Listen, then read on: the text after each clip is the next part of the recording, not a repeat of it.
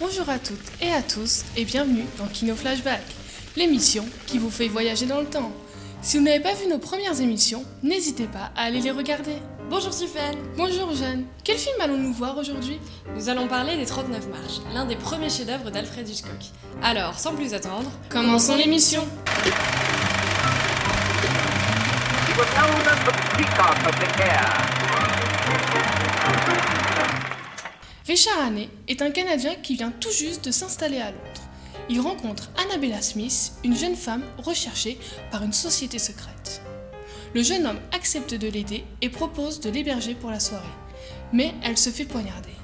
Avant de se faire assassiner, Annabella lui laisse deux indices, l'Écosse, le lieu où elle doit se rendre, et les 39 marches. Richard devient le principal suspect dans l'affaire et est contraint de fuir. En se rendant en Écosse, il rencontre Pamela, une jeune blonde qui décide de le livrer à la police, puis finalement, qui lui vient en aide. Alfred Hitchcock commence à s'intéresser au cinéma dans les années 1920. À l'époque, il travaille comme graphiste dans les studios Islington.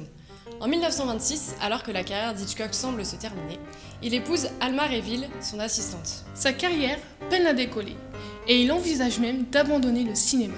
Finalement, la chance lui sourit à la fin de l'année 1926, lorsqu'il réalise son premier thriller, Les Cheveux d'Or.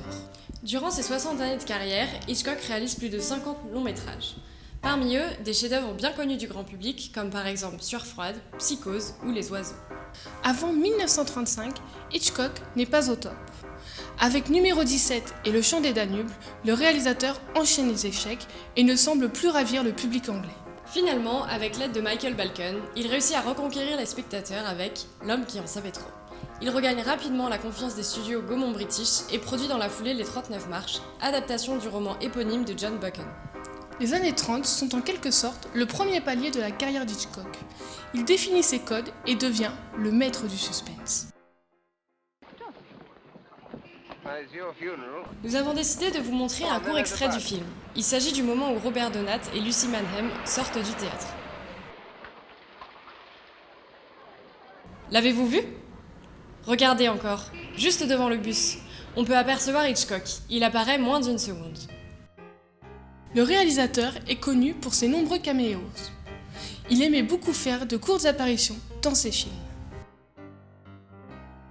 Mais où est-ce qu'il trouve toute son inspiration ? Alfred Hitchcock a vraiment enchaîné chef-d'œuvre sur chef-d'œuvre.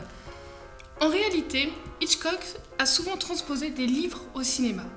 Bien sûr, il prenait beaucoup de liberté, mais conservait la trame générale.